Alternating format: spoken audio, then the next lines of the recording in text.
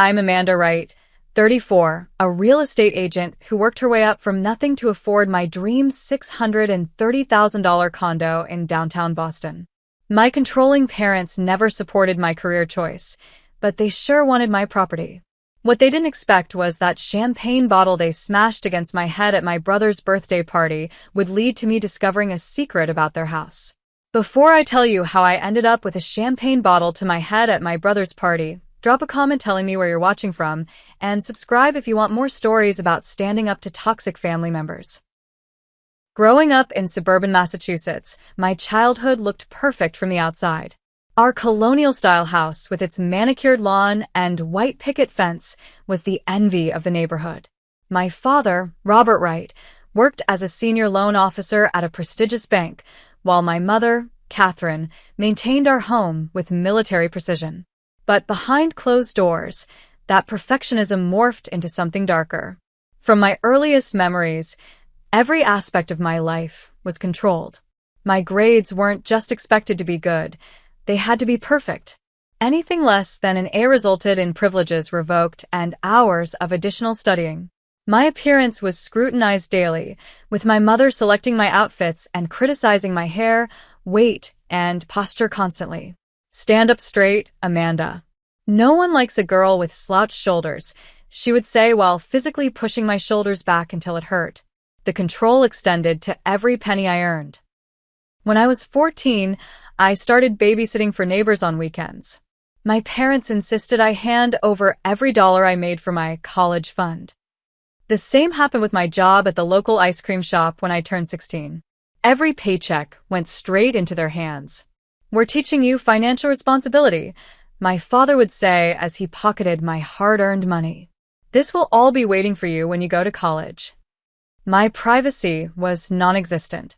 My mother read my diaries regularly, monitored my phone calls, and screened my friends. Sally Jenkins was deemed too rebellious after she dyed her hair purple. Megan Foster was from the wrong side of town.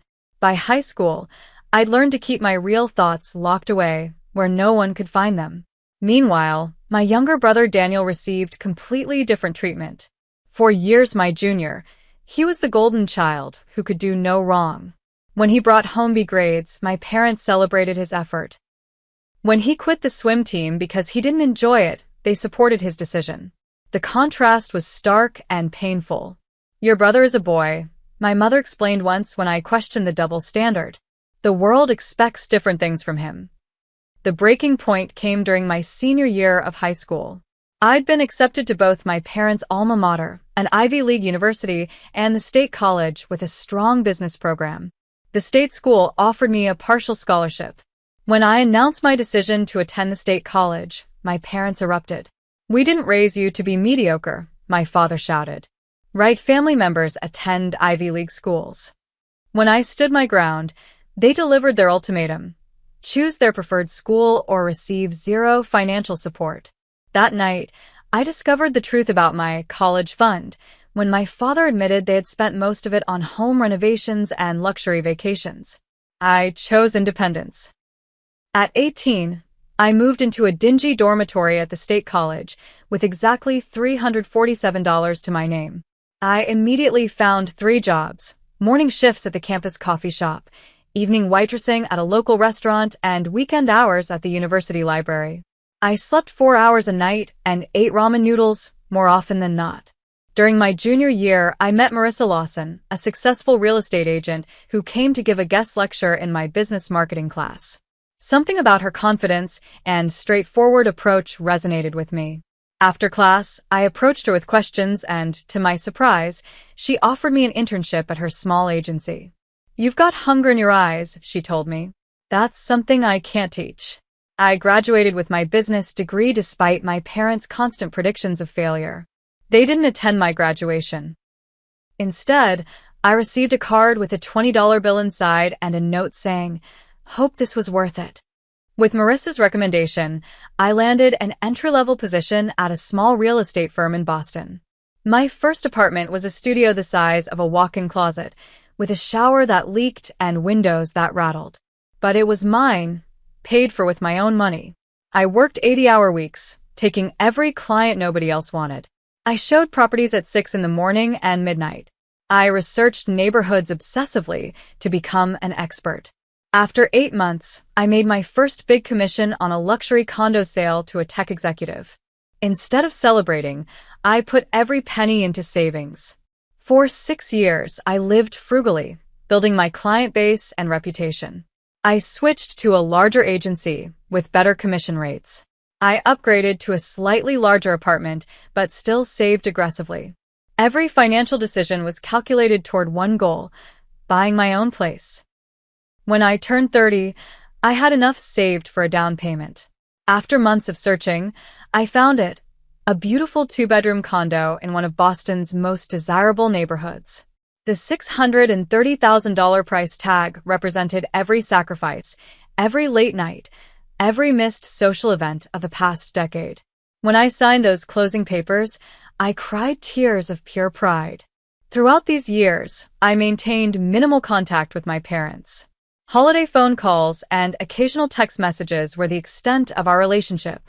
My brother Daniel and I stayed closer. He had followed our parents' preferred path, attending medical school and becoming a doctor. Despite our different journeys, we supported each other. By the time this story takes place, I had built a comfortable life. My career was thriving, my condo was becoming a true home, and I had been dating Jason Martinez, a kind and supportive financial analyst, for nearly 2 years. For the first time, I felt truly secure. What I didn't realize was how quickly security can be shattered. The gold embossed invitation arrived on a Tuesday. Thick cream-colored cardstock announcing Dr. Daniel Wright's 30th birthday celebration at my parents' address. I ran my fingers over the raised lettering, debating whether to attend. My phone buzzed with a text from Daniel before I could decide. "Please come. It won't be the same without you. I promise to run interference with Mom and Dad." I sighed, typing back. Last time didn't go so well. The last time had been Thanksgiving 2 years earlier, which ended with my mother criticizing my career choice throughout dinner and my father lecturing me about wasting potential over pumpkin pie. I'd left early with a migraine and a renewed commitment to limited contact. "I know," Daniel responded, "but I'm turning 30. Once in a lifetime. Please." I couldn't say no to my brother.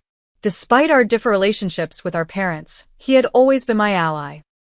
When we were kids, he would sneak ice cream to me when I was sent to bed without dinner for attitude problems. During college, he called regularly when our parents wouldn't. That evening, I discussed the invitation with Jason over dinner at his apartment. "I should go, right? For Daniel?" I asked, pushing pasta around my plate. "Family is complicated," Jason said, reaching for my hand. "But you might regret not being there for your brother. I'll come with you for moral support." His offer lifted a weight from my shoulders. "My knight in shining armor," I joked. The next weekend, we went shopping for Daniel's gift. I wanted something meaningful that showed how proud I was of him completing his medical residency.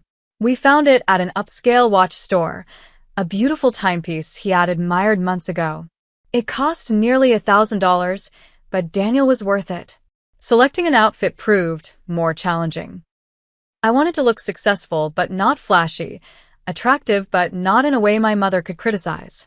I finally settled on a cream-colored cocktail dress with subtle gold accessories. The night before the party, disaster struck. Jason called, his voice hoarse. "I'm so sorry, Amanda. I've got some kind of stomach virus. There's no way I can make it tomorrow." My heart sank. "Don't worry about it. Just focus on getting better."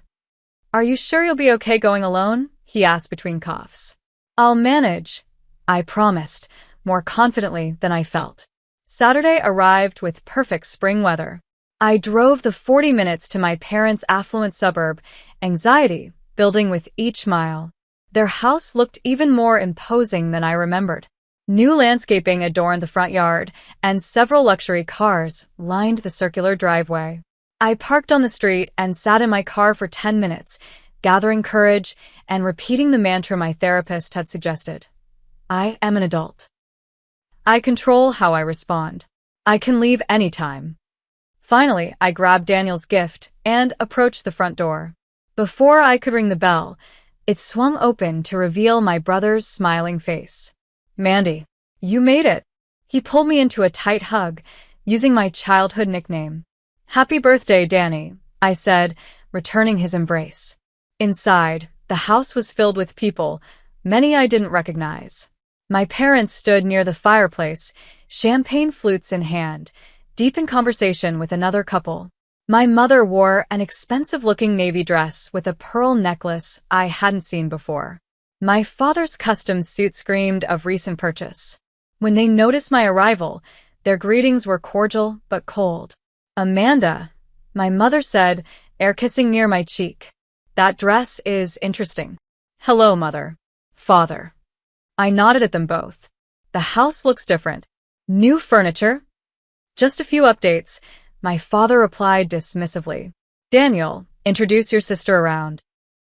Daniel led me through the crowd, introducing me to his colleagues and friends.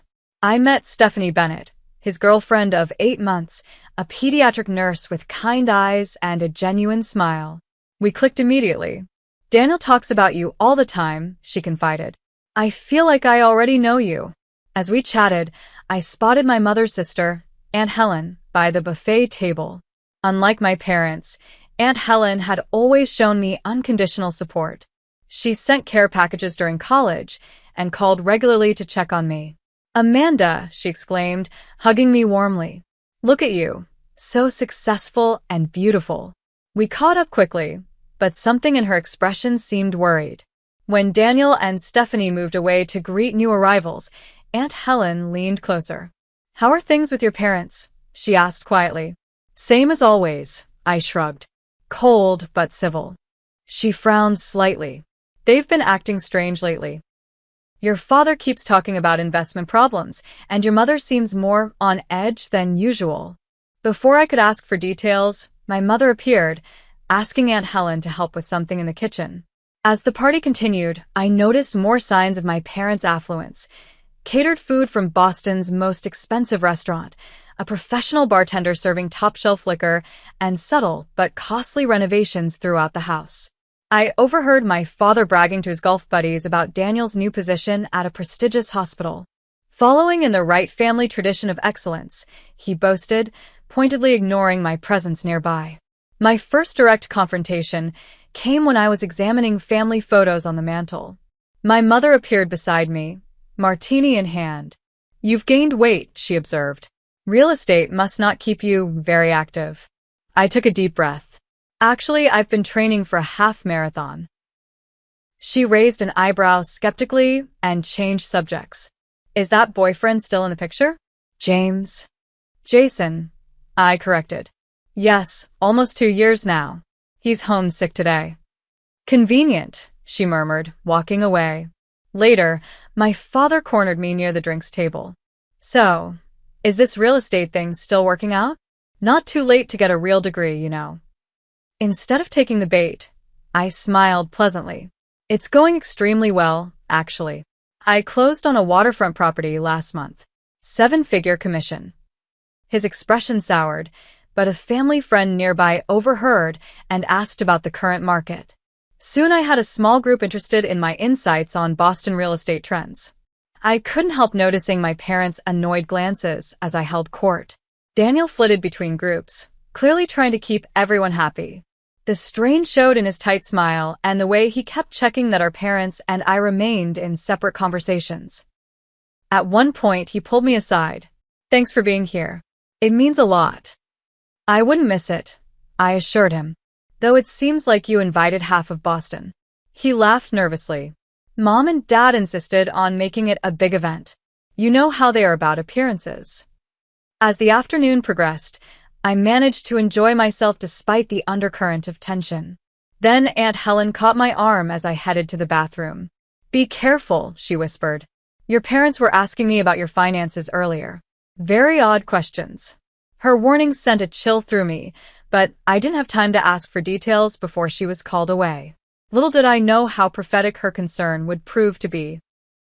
I had just refilled my sparkling water when my mother appeared at my elbow, her smile tight and practiced. Amanda, dear, your father and I would love to catch up with you properly. Come join us in the kitchen for a moment.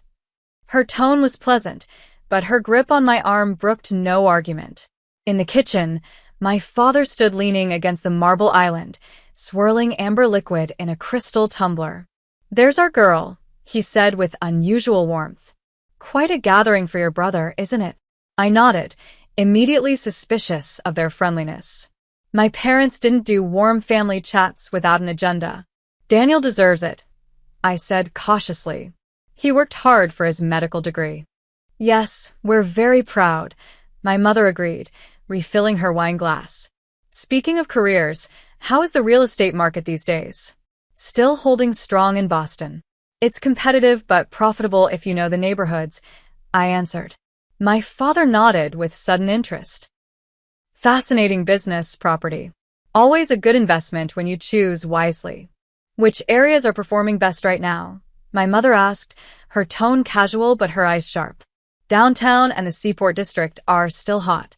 Prices keep climbing despite predictions of a cool down." My father exchanged a meaningful look with my mother.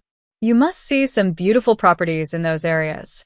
"I do," I confirmed, increasingly wary of their interest. "Actually, I recently purchased a condo in Back Bay." The change in their demeanor was immediate and dramatic. My mother's eyebrows shot up, and my father straightened from his slouched position. "You bought property? In Back Bay?" My mother set down her wine glass. "When did this happen?" 3 months ago. It's a 2-bedroom with a view of the Charles River." "Must have been expensive," my father commented, trying to sound casual. I hesitated, but decided there was no point in being evasive. $630,000. My parents exchanged another look, this one lingering and loaded with meaning. "How remarkable that you could afford such a purchase," my mother said, her voice tinged with surprise that felt insulting. "I've been saving for years," I replied, "and my business has been very successful." My father cleared his throat. "Well, I think we deserve some credit for that success, don't you? After all, we provided you with a foundation for everything you've achieved." I almost laughed. "What foundation would that be?" "Your upbringing, of course," my mother interjected. "The values we instilled, the education we provided. All of that contributed to your current success." "I put myself through college," I reminded them. "You refused to help when I chose the wrong school, remember?" My father waved his hand dismissively. Water under the bridge. Family is what matters now. He took another sip of his drink. "Speaking of family matters, your mother and I have been having some investment issues lately." "Nothing serious," my mother added quickly. "Just not what we expected for our retirement funds." My stomach tightened with sudden understanding. This conversation had a purpose, and it wasn't catching up with their estranged daughter. "That's unfortunate," I said neutrally. "Have you spoken with a financial advisor?" "We have several options," my father said, setting down his glass. "But we believe in keeping solutions within the family." My mother stepped closer. "What your father is saying, Amanda, is that we expect you to help the family during this temporary setback." "Help how?" I asked, though I already suspected their answer. My father's expression turned serious. "We've been thinking about your condo. As parents who sacrificed everything for your education and upbringing, we feel it would be appropriate for you to sign the property over to us." The kitchen seemed to tilt slightly. "You want me to give you my condo?" "It would be an investment for all of us," my mother explained, as if discussing something perfectly reasonable. "We could manage the property, perhaps rent it out for income." "But where would I live?" I asked, genuinely bewildered. "You could stay with us until you find something more affordable," my father suggested magnanimously. "Or perhaps your boyfriend has space." I stared at them, searching for any sign they were joking. "Let me get this straight. You want me to give you my $630,000 condo that I saved for years to buy and move back home? After everything we sacrificed for your education, it's not an unreasonable request," my father insisted.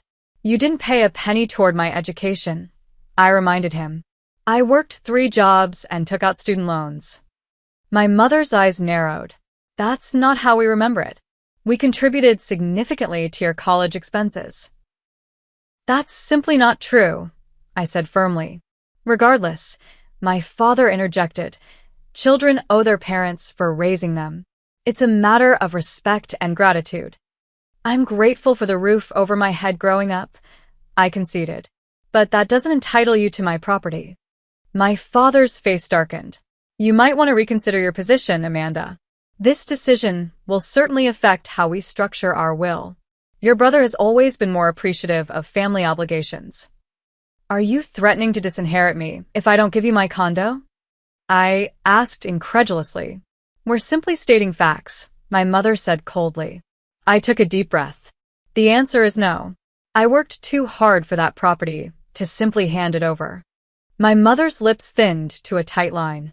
I always knew you were selfish, but this is beyond disappointing. Ungrateful, my father spat. After everything we've done for you. The kitchen door swung open and Daniel appeared, his expression faltering as he sensed the tension. Everything okay in here? He asked cautiously. My mother's demeanor transformed instantly. Of course, sweetheart. We were just catching up with Amanda about her work. So interesting. My father forced a smile. We should rejoin the party. People will wonder where the guest of honor disappeared to. Daniel looked between us, clearly confused by the sudden shift. I offered him a tight smile, my hands shaking slightly as I excused myself to use the restroom. Once alone, I gripped the edge of the sink, taking deep breaths to calm my racing heart. The audacity of their request was staggering. In the mirror, my reflection showed flushed cheeks and wide eyes. When I emerged, Aunt Helen was waiting in the hallway. Are you all right? You look like you've seen a ghost. I'm fine, Elite. Just a little warm in there. She squeezed my arm gently. Whatever they said to you in the kitchen, remember they don't control your life anymore. I nodded gratefully, considering whether to leave the party early. But that would mean letting my parents win, and more importantly, disappointing Daniel on his birthday. Instead, I plastered on a smile and rejoined the celebration, keeping a strategic distance from my parents for as long as possible. The remainder of the afternoon carried an uncomfortable undercurrent. My parents circulated among guests with painted-on smiles, but I noticed they were drinking more heavily than usual. My mother was on her fourth glass of wine, while my father had switched from scotch to straight vodka. From across the room, I caught snippets of my mother's increasingly loud commentary. Some children nowadays have no concept of family loyalty, she announced to an uncomfortable-looking couple. They take and take, but never give back. My father, meanwhile, pulled Daniel into a corner for what appeared to be an intense conversation. When they separated, Daniel looked troubled, his eyes avoiding mine when I tried to catch his attention. As the party progressed toward cake-cutting time, a caterer arranged 30 candles on an elaborate 3-tier creation. Guests gathered around, and my mother insisted on a family photo. Amanda, stand between your father and brother, she directed, her words slightly slurred. The photographer positioned us, and my parents gripped my shoulders with fingers that dug in painfully. Their smiles never reached their eyes. Perfect right family, my mother said through clenched teeth. Always supporting each other. After the photos, Daniel gave a short speech thanking everyone for coming. I noticed the strain in his voice, the way his eyes darted nervously between me and our parents. Family means everything to me, he concluded, raising his glass. To many more celebrations together. I tried to enjoy the cake and mingle with other guests, but I felt my parents' eyes following me. When Daniel began opening gifts in the living room, they approached again, cornering me behind the crowd of onlookers. Think about what we discussed, my mother whispered. We need an answer tonight. I already gave you my answer, I replied quietly but firmly. The answer is no. My father leaned closer. After all we've done for you, this is how you repay us? I don't owe you my home, I insisted. Lower your voice, my mother hissed, but her own voice was rising. You've always been so difficult. I'm not being difficult. I'm being reasonable. My father's face flushed dark red. We gave you everything growing up. Everything except support and unconditional love, I countered. Our voices had risen enough that nearby guests were turning to look. Conversations quieted as attention shifted to our corner. Daniel quickly set down the gift he was opening and made his way over. "Is everything all right?" he asked, his doctor's voice calm but authoritative. "Your sister is being unreasonable about a family matter," my mother said loudly. "Can we discuss this tomorrow?" Daniel suggested. "Today is supposed to be a celebration." "There's nothing to discuss," I said. "I've made my decision." My mother's hand trembled as she reached for another glass of wine from a passing server. "You see how she is, Daniel? Always thinking only of herself." Several guests were now openly staring. Aunt Helen moved closer, concern evident on her face. "Catherine, perhaps this isn't the time," she suggested gently to my mother. "Stay out of this, Helen," my father snapped. "This is between us and our daughter." The tension in the room was palpable. I decided the best course was to remove myself from the situation. "I should go," I said quietly to Daniel. "I don't want to ruin your party." As I turned to leave, my father stepped into my path. "We're not finished discussing this." "Yes, we are," I insisted, trying to step around him. What happened next occurred so quickly, I barely had time to register it. My mother grabbed an unopened champagne bottle from a nearby ice bucket. Daniel shouted, "Mom, don't," but it was too late. With surprising force for a woman her size, she swung the bottle at my head. The impact against my temple was explosive. Searing pain bloomed instantly, and warm liquid began streaming down my face. The room spun as I staggered backward, dimly aware of gasps and someone screaming. Through blurred vision, I saw Daniel rushing toward me. Blood dripped onto my cream-colored dress, spreading in a crimson stain. The metallic taste of blood filled my mouth. Jesus Christ, Mom. Daniel's voice sounded distant as he pressed a cloth napkin against my wound. "Now look what you made me do," my mother said coldly, without a trace of remorse. "She's always been dramatic," my father announced to the shocked guests. "It's just a little bump." The room tilted again as Daniel guided me to sit down. Aunt Helen was on her phone, her voice urgent. "Yes, we need an ambulance." Assault with a bottle. "The victim is conscious, but bleeding heavily from a head wound."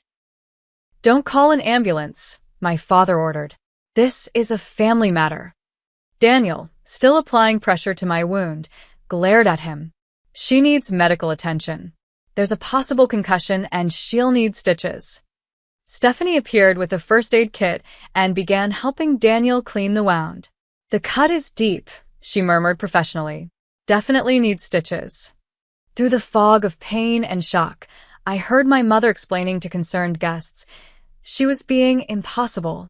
Anyone would have reacted the same way. "A normal reaction is not assault with a weapon," Aunt Helen shot back. "I want to leave," I managed to say to Daniel. "No ambulance. Just get me out of here." "I'll drive you to the emergency room," he insisted. "Stephanie, can you help me get her to my car?" As they helped me to my feet, the room swam again.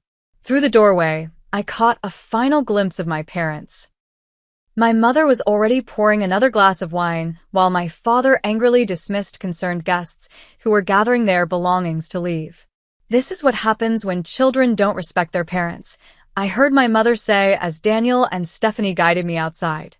The cool evening air helped clear my head slightly, but the throbbing pain intensified with each heartbeat. As we reached Daniel's car, I heard sirens in the distance, growing louder. "Someone must have called 911 anyway," Stephanie said, helping me into the back seat. "Good," Daniel replied grimly. "This isn't something that should be swept under the rug." As we pulled away from the house, I watched red and blue lights approaching in the side mirror. My childhood home grew smaller in the distance, blood still dripping down my face. Something had broken tonight that could never be repaired, and somehow I knew our family would never be the same again. The emergency room was bright and cold. A young doctor with kind eyes examined my wound while Daniel hovered nearby. 12 stitches closed the gash at my temple, and a CT scan confirmed a mild concussion but no skull fracture. "You were lucky," the doctor said. "Head injuries from bottles can be much worse." "Lucky isn't exactly how I describe this situation," I replied, wincing as she applied a bandage. After receiving discharge instructions and a prescription for pain medication, we headed to Daniel's apartment. Stephanie prepared the guest room while Daniel made tea in the kitchen. "I'm so sorry, Amanda," he said, placing a steaming mug in front of me. "I had no idea Mom would do something like that. I never thought she'd get physically violent either," I admitted. Emotional abuse was always more her style. Stephanie joined us, her nurse's training evident in how she'd arranged pillows to keep my head elevated. "I've only met your parents a few times before today," she said carefully. "But I had no idea they were like this." "They've always been controlling and manipulative," I explained, "but never violent until now." Daniel stared into his tea. "They asked me to talk to you about your condo before the party. Said they wanted to invest in your future by helping manage your property." He looked up ashamed. "I told them I wouldn't get involved, but I didn't realize how far they'd take it." "They're having money problems," I said. "Did you know that?" He nodded slowly. "Dad mentioned some investments that didn't work out. But I didn't think it was serious enough to justify asking for your property." "It's not," I confirmed. "Nothing justifies that." After taking pain medication, I slept fitfully in Daniel's guest room. Morning brought throbbing pain, dramatic bruising, and a phone full of notifications. 6 missed calls from my mother, from my father, and numerous texts. My mother's voicemail was accusatory. "Amanda, your behavior ruined Daniel's party. I expect an apology for causing such a scene. Call me back immediately." My father's text was equally delusional. "We need to finish our discussion about the condo. Your mother is upset about yesterday, but willing to move forward if you are reasonable." I blocked both their numbers, unable to process their complete lack of remorse. Jason called as soon as he heard what happened. "I'm coming over right now," he insisted, his voice tight with anger. "I'll be home later today," I assured him. "Stephanie's going to drive me." By afternoon, I was back in my own condo with Jason hovering attentively. My head throbbed despite the medication, and the bruising around my eye had deepened to purple and black.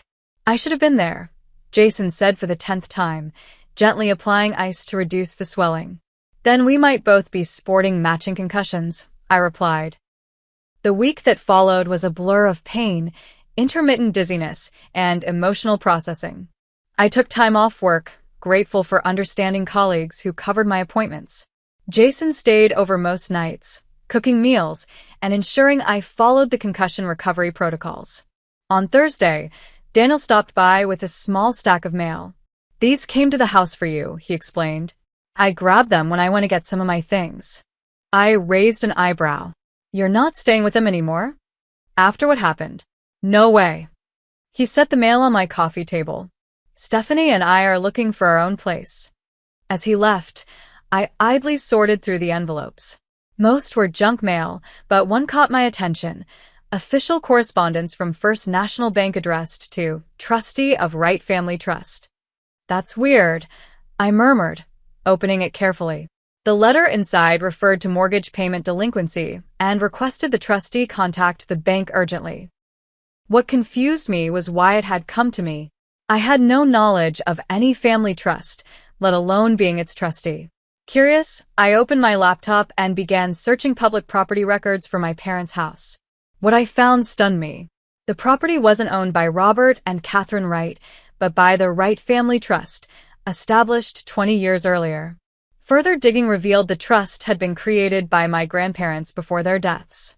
The most shocking detail, according to an amendment filed 4 years ago, I had been named trustee when I turned 30.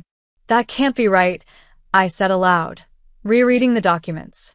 I called Jason, who worked in finance and had some knowledge of trusts. "Is it possible I could be trustee without knowing it?" "It's unusual, but not impossible," he replied. "If the original trustee didn't formally notify you of the change." "Do you have the trust documents?" "No, just what I found in public records." "You need to see the original documents. They'll specify your powers and responsibilities." The next morning, I contacted the law firm listed on the trust filing. After verifying my identity, they confirmed an appointment with Margaret Fisher, the attorney who had handled my grandparents' estate. Margaret was in her 60s with silver hair and sharp eyes. She greeted me with a firm handshake, her gaze lingering on my healing wound but asking no questions. "Ms. Wright, I've been expecting you for about 4 years now," she said as we sat at her office. "What do you mean?" She pulled a thick file from her cabinet. "When your grandmother amended the trust in 2021, she instructed us to wait for you to contact us. She was quite insistent that we not reach out proactively." "I didn't even know the trust existed," I admitted. Margaret nodded as if this confirmed something. "I suspected as much. Your grandmother was concerned about your father's financial management. The trust was originally established to hold the family home and certain investments, with your father as trustee. However, before she passed, your grandmother made a significant change." She slid a document across the desk. "This amendment names you as successor trustee upon your 30th birthday. You've actually been trustee for 4 years now." I stared at the paper, recognizing my grandmother's signature. "Why wouldn't my parents tell me about this?" "That," Margaret said carefully, "is something only they can answer. But I should inform you that as trustee, you have complete legal control over the trust assets, including the house." She handed me another document. "Your grandmother left this letter for you as well." The envelope was addressed simply, "For Amanda, when she learns the truth." Inside was a single page in my grandmother's elegant handwriting. "My dear Amanda, if you're reading this, you've finally discovered the trust. I've watched your father mismanage money his entire life, taking foolish risks and refusing wise counsel. The family home is too important to be lost to his schemes. I've named you trustee because, even as a young woman, you showed financial responsibility and integrity that your father lacks. The house should remain in the family for generations, not be squandered on risky investments. Use your judgment wisely. With love and confidence, Grandmother." "There's something else you should know," Margaret added as I finished reading. "Your parents have taken out multiple equity lines of credit against the property. According to these bank notices, they're several months behind on payments." She passed me more documents showing a troubling pattern. My parents had been borrowing against the house's equity for years, apparently without authority to do so. "How could they take out loans if they're not the trustees?" I asked. "They likely represented themselves as having authority," Margaret explained. "It appears no one verified the trust documents carefully. As trustee, you're not obligated to honor these unauthorized debts, though that creates other complications." I left the office with a thick folder of documents and a swirling mind. Back home, Jason helped me sort through the financial tangle. "Based on these statements," he said, examining the papers, "your parents have borrowed nearly $700,000 against the property's value. They've missed payments for 3 months. And look at these credit card statements that were sent to the trust address." The credit card bills showed multiple accounts, all maxed out with minimum payments barely being met. What were they spending all this money on? I wondered aloud. "Luxury purchases, mainly," Jason noted, pointing to line items. "High-end stores, expensive restaurants, several international vacations last year alone." I sat back, conflicted. On one hand, discovering I had power over my parents felt satisfying after years of their control. On the other hand, the responsibility was overwhelming. What should I do? I asked Jason. "That depends on what you want," he replied thoughtfully. "You could work with them to restructure the debt or what? Or you could sell the house. As trustee, that's within your rights." The idea landed with surprising weight. Sell my parents' house? The home they had wielded as a symbol of their superiority. The place where my mother had struck me with a champagne bottle just days ago? My phone buzzed with a new voicemail. Somehow my father had called from a different number, bypassing my block. "Amanda, this childish silence has gone on long enough. Your mother and I expect you to call us immediately to discuss the condo situation. Family obligations don't disappear just because you're having a tantrum." His entitled tone, completely ignoring the assault, made something snap inside me. The final message arrived as a text. "You've been an ungrateful burden since the day you were born. The least you could do is support your parents in their retirement. Call us. Now." Looking at their cruel words while holding documents proving their financial irresponsibility, I made my decision. Monday morning, I contacted Sarah Rodriguez, a real estate attorney recommended by Margaret Fisher. With bandages still on my temple, I explained the situation in her downtown office. "Let me understand correctly," Sarah said, reviewing the documents. "You're the legal trustee of a property where your parents live. They've taken unauthorized loans against it, and you want to know if you can sell it?" "Yes," I confirmed. "Is that possible?" She nodded confidently. "More than possible. As trustee, you have both the right and the authority to sell trust assets if you determine it's in the best interest of the trust. Given the delinquent loans and the property's financial state, you could make a strong case that selling is the most responsible option." "What about my parents? They're living there." "You would need to provide proper notice of eviction once the sale is complete. Standard procedure is 30 days, though you could negotiate longer terms with the buyer if needed." I considered this. "And legally, there's nothing my parents can do to stop it?" "They could contest your trusteeship, but the documentation is clear. Your grandmother explicitly named you trustee. Unless they can prove you're acting against the trust's interests, which would be difficult given the financial situation, they have limited recourse." Decision made. I listed the house with Patricia Collins, a respected colleague from a competing agency, to avoid any conflict of interest. We agreed on an aggressive marketing strategy. Colonial home in prestigious neighborhood, excellent schools, spacious grounds, Patricia summarized as we toured the property while my parents were out. Despite needed updates, we should price at $1.2 million minimum. Professional photographers captured the home's best features. The listing went live on Thursday with no notification to my parents. By Friday afternoon, we had 6 offers, the highest from a developer willing to pay $1.25 million cash with a quick closing. "This is an exceptional offer," Patricia advised. "No financing contingencies, 30-day close, and they're not requesting any repairs." I accepted the offer and signed the paperwork that evening. Only then did I instruct Patricia to send formal notice to my parents as the property's occupants. The response was immediate and explosive. My phone exploded with calls and texts, which I continued to ignore. Daniel called, shocked. "Amanda, did you really put Mom and Dad's house up for sale? They're absolutely losing their minds." "I did," I confirmed. "And it's already under contract." Silence stretched across the line. "I don't understand. How can you sell their house?" I explained about the trust, my grandmother's decision, and the financial mismanagement. Daniel listened in stunned silence. "I had no idea," he finally said. "But Amanda, where will they go?" "That's for them to figure out," I replied, surprising myself with my detachment. "They've had 4 years of living in a house they knew wasn't theirs, taking out loans they couldn't repay." The following Monday, my parents appeared at my office. I was discussing a listing with clients when my assistant interrupted, looking flustered. "There's a couple insisting on seeing you immediately. They say they're your parents, and it's an emergency." I apologized to my clients and stepped into the reception area. My mother gasped audibly at the still visible bruising on my face. "What have you done?" my father demanded loudly. "How dare you list our home without consulting us?" "This is not appropriate," I said calmly. "I'm with clients." "We don't care about your clients," my mother shrieked. "You're selling our home out from under us." Other agents and clients were staring.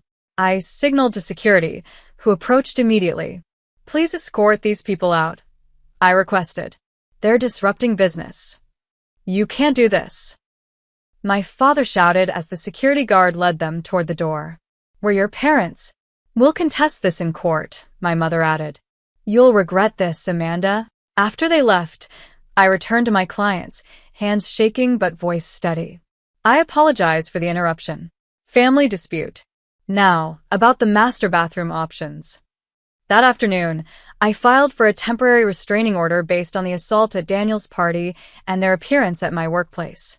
The judge granted it immediately upon seeing my medical records and the police report filed after the party.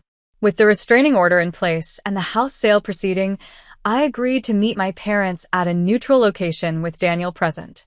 We selected a coffee shop midway between our homes, with Daniel arriving first to secure a quiet corner table.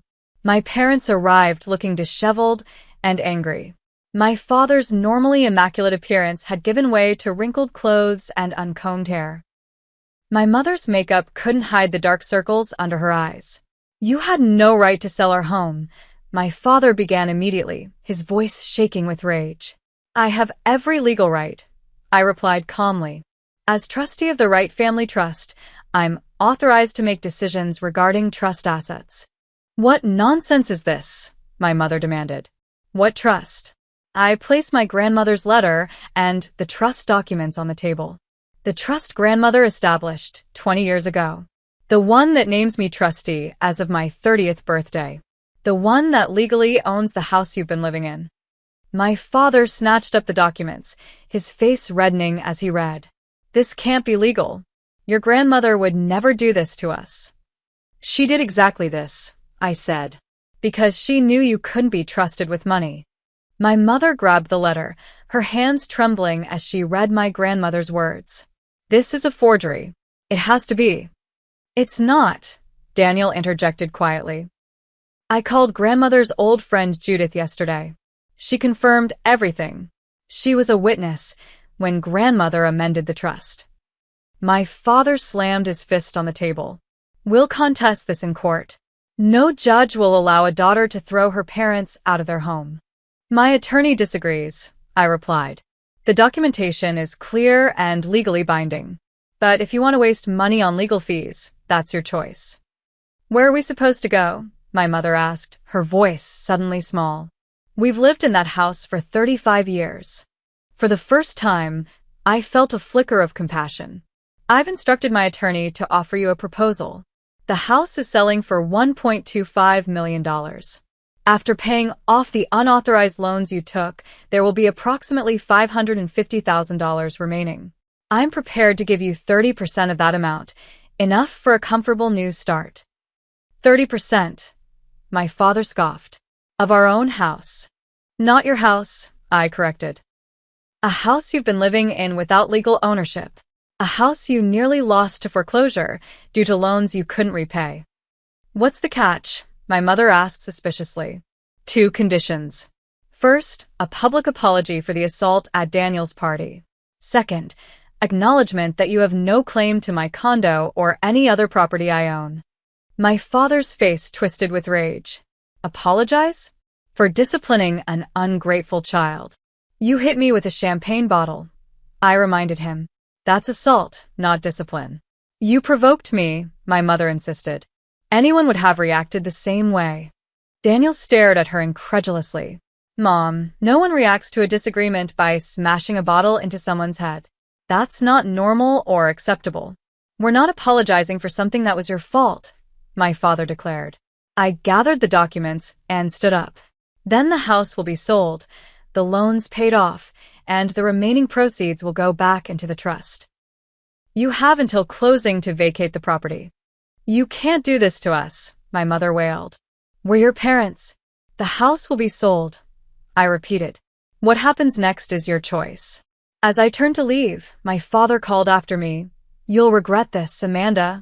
No one will ever love you when they learn how you treat family." Daniel followed me outside, his expression troubled.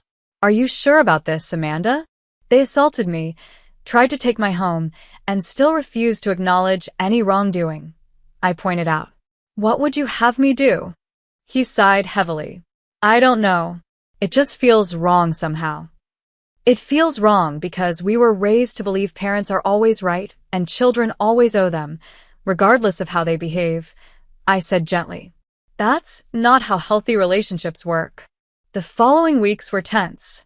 My parents made desperate attempts to stop the sale, including a hastily filed lawsuit that was promptly dismissed. They called my friends, colleagues, and even Jason's workplace, spreading stories about my mental instability and vindictive nature. None of it worked. The sale closed on schedule, and my parents moved their belongings to a small apartment across town. They refused further contact with me, though they maintained a relationship with Daniel, continuously trying to use him as an intermediary. As for me, I donated a portion of the proceeds to a local domestic violence shelter. The rest remained in the trust, waiting for decisions I wasn't yet ready to make. Despite the satisfaction of standing my ground, I couldn't escape a lingering sadness for the loving family I never had. 6 months passed. Spring turned to summer, then autumn. The physical evidence of my mother's assault faded completely, though unexpected loud noises sometimes still made me flinch. The emotional healing proved more complex, with layers of childhood trauma rising to the surface during my weekly therapy sessions. Family estrangement comes with complicated grief, Dr. Bennett explained during one session. You're mourning both the relationship you lost and the relationship you never had. Those words resonated deeply. I had spent years pretending my parents' behavior was normal, adjusting myself to fit their impossible standards. Now I was learning to recognize the manipulation tactics that had shaped my childhood. I invested part of the trust money into expanding my business, hiring an assistant, and moving to a larger office. Work provided satisfying focus amid the emotional turbulence. My colleagues noticed the change in my confidence, the way I no longer apologized for taking up space. My relationship with Daniel evolved too. Initially strained by my decision about the house, we gradually rebuilt on healthier terms. He and Stephanie got engaged in September, and he asked me to help plan their wedding. We're keeping it small, he explained over dinner at my condo. And we're not inviting Mom and Dad. Because of me? I asked, surprised. He shook his head. Because of them. After everything that happened, I started therapy too. I've been unpacking a lot about our childhood. The golden child discovers he wasn't so golden after all, I suggested gently. More like the golden child realizes the pedestal was actually a cage, he replied. They're still calling me daily, expecting me to fix their problems. When I set boundaries, they turn nasty. My parents remained unrepentant. They refused a therapist's suggestion of family counseling and continued to blame me for their financial situation. Though I occasionally felt pangs of guilt, I reminded myself that they had options they chose not to take. With the remaining trust money, I established a new trust for Daniel's future children's education. So history doesn't repeat itself, I explained when showing him the paperwork. Jason and I grew closer through the ordeal. He had seen me at my most vulnerable and stood firmly by my side. We began discussing cohabitation, then marriage, approaching the future with careful optimism. You know what I love most about you? He said one evening as we walked along the Charles River. Your resilience. You don't just survive difficult things, you find ways to grow from them. My world expanded in other ways too. Without fear of parental judgment, I reconnected with extended family members who had been kept at a distance. Aunt Helen introduced me to cousins I barely knew, creating new family bonds based on mutual respect rather than obligation. I developed friendships without the constant worry that someone might not meet my parents' approval. I took up painting, something my mother had discouraged as impractical, and discovered unexpected joy in creative expression. The hardest lesson was recognizing how patterns from my childhood affected my adult relationships. My people-pleasing tendencies, fear of confrontation, and tendency to take responsibility for others' emotions all stemmed from years of walking on eggshells around my parents. Breaking generational patterns is sacred work, my therapist reminded me. You're not just healing yourself, you're preventing these dynamics from affecting future generations. When I reflected on my decision to sell the house, I acknowledged its complexity. Had it been partly motivated by revenge? Probably. Was it also the financially responsible choice given the circumstances? Definitely.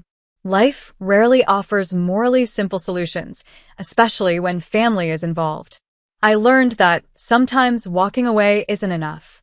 Some toxic relationships require more definitive closure, particularly when the other parties refuse to respect boundaries. I had given my parents multiple opportunities to acknowledge their behavior and make amends. Their continued entitlement made my decision necessary, if painful. The most important lesson was understanding that family is defined by behavior, not blood.